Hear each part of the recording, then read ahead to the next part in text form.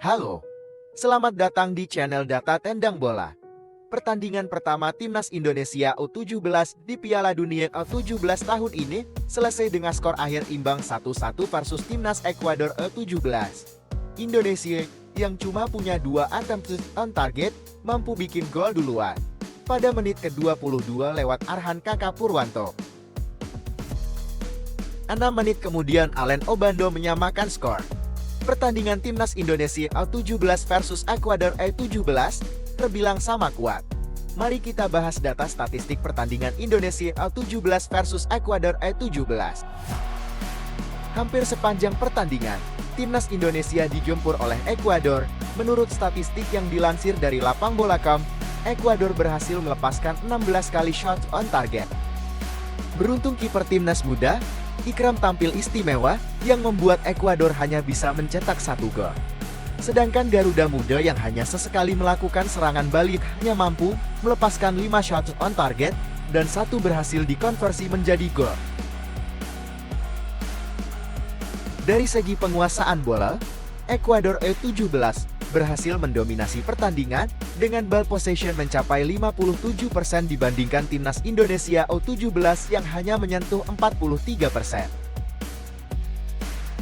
Dari sisi permainan terbuka, Timnas Garuda Muda tidak kalah dari lawannya. Dalam grafik open play, ground, dan aerial duel lebih sering dimenangkan oleh Timnas Garuda Muda.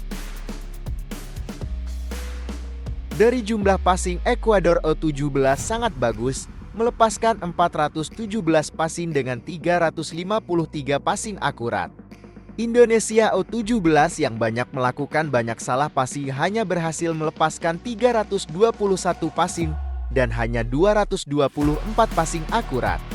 Secara umum, Timnas Garuda Muda cukup mampu menahan permainan Ekuador dengan melakukan passing di daerah sendiri, walaupun masih sedikit kesulitan membangun serangan melalui passing play. Dari jumlah shots yang tercipta di pertandingan ini, Ekuador cukup mendominasi dengan jumlah shots on goal yang jauh lebih banyak dari Timnas Garuda Muda. Ekuador membuat 18 total shot, sedangkan Timnas Garuda Muda hanya membuat 6 shots.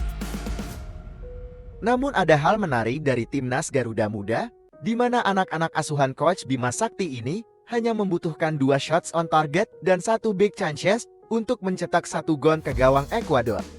Hasil imbang ini juga merupakan konversi dari penampilan luar biasa kiper Timnas muda, Ikram, yang mampu melakukan banyak penyelamatan krusial dan para tembok pertahanan Timnas yang berhasil menahan gemburan Ekuador sepanjang 90 menit ditambah 13 menit tambahan waktu yang sangat menguras stamina.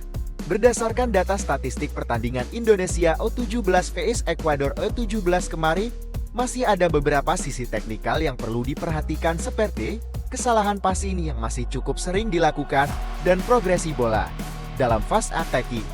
Namun pecinta sepak bola Timnas Indonesia perlu bangga bahwa Timnas muda memiliki semangat berjuang yang cukup tinggi hingga mampu mempertahankan skor hingga selesai pertandingan, yang memiliki tambahan waktu sebanyak 13 menit.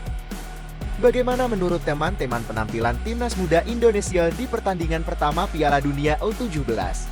Saksikan juga video selanjutnya yang akan membahas statistik pertandingan Indonesia vs Panama yang berakhir 1-1. Sampai jumpa.